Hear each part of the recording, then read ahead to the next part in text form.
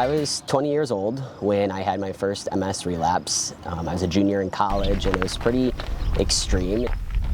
Tomorrow's not guaranteed for anybody, but I think it's different when you know you have something that is historically impacts your mobility. That's kind of its hallmark. So I've been in wheelchairs, I've had canes, I've used walkers, and so to have that, it just makes every moment that I can run just that much more treasured. I think some of the things of like running out of time, sometimes it's hard to not think that I might be like running out of runs. So to be able to, while I have the ability to use my legs and doing some crazy things, you know, I want to keep doing that. Running in thunderstorm. Doing this, I wanted to prove that limits that I thought existed were just in my head. I was very nervous coming into it. I spent a lot of time training for it, but there's no way to train for something that's this long duration. How's it feeling? Good. Besides the sun and wind. Besides the sun and wind. Well, the wind is good.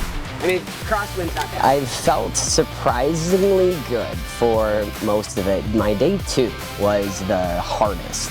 The first few miles were great, but the middle 15 were just a slug. It was really hard, and at that point I had kind of hoped to be able to get this done in 5 days instead of 6, and I was questioning everything on that second day, just from how hard it was. I was really worried for day 3, but I woke up feeling better than day 2, and on day 4 it felt even better than day 3. So it's just kind of crazy to see what your body can do.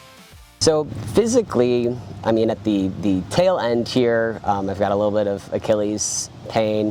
The body fatigue, kind of in the middle of the week, on like days 2 and 3, that was definitely the struggle with that. It's felt better today. And then I think mentally, the moment, it's definitely draining to try to just know how much more you have to go.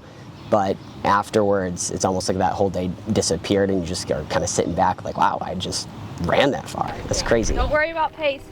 In 2024, I was diagnosed with epilepsy. But with that, there's 6 months that you can't drive until you're seizure free. So it was 8 months from my most recent one that I wasn't able to drive, and that was just felt debilitating, that I couldn't do really basic things, and it was almost like it felt like an intro to what my life with MS could be like later. So once I was able to drive again, that's when I kind of really started taking things a step farther. So signed up for a triathlon. My cousin convinced me to sign up for a 10K. My boss convinced me to sign up for a 10K trail run, led to a 50K run, all of that within a few months. I think any time that there's a disease like MS that doesn't have a cure, it's something that I think almost everybody knows somebody with it, but not often like what it actually is and how it impacts people. And there is no person's journey is the same.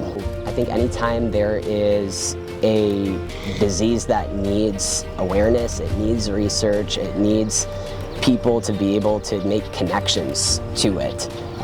Things like MS Run the US directly does that. It provides aid for people who need it. It has a spotlight on the individuals that have it. It helps with funding for different research opportunities.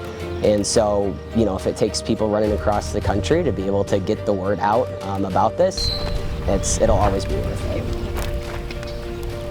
It's nice to wash your hands every once in a while. It is a very costly disease, whether that is from medication, whether it's treatments and therapies, and having to have mobility changes. There's a lot of accessibility barriers, and for folks that have lower income, that can be major obstacles to quality of life. So to have them be connected with the National MS Society to find people that need, whether it's ramps or different vehicles, ways to be able to adapt and try to regain that independence and mobility, that functionality, is, once again, from speaking as somebody who hasn't always had that, I think to have an organization that's able to step in and help provide that, just to give a little bit more hope, that there is a way to kind of make quality of life better, that's, I think, what is most important to me. Sometimes can feel just so overwhelming, and it's just this big mountain to try to overcome, and it can be really overwhelming when you look at it from the outside, but then if you kind of just take it step by step, chunk by chunk, then you realize like, oh, I can get through that. For me, the symbolism of finishing up on Father's Day was kind of special to me and was a driving factor. I have a 3-year-old and a 5-year-old, and I want to be the best version of myself that I am. Having a degenerative neurological disease was always kind of my greatest fear of having kids and having them potentially watch their dad deteriorate in front of them. And that still is probably my biggest fear with that. But right now, they see me as a runner and they know I'm fast, and that's the version. As long as I can be that, I want to be that for them.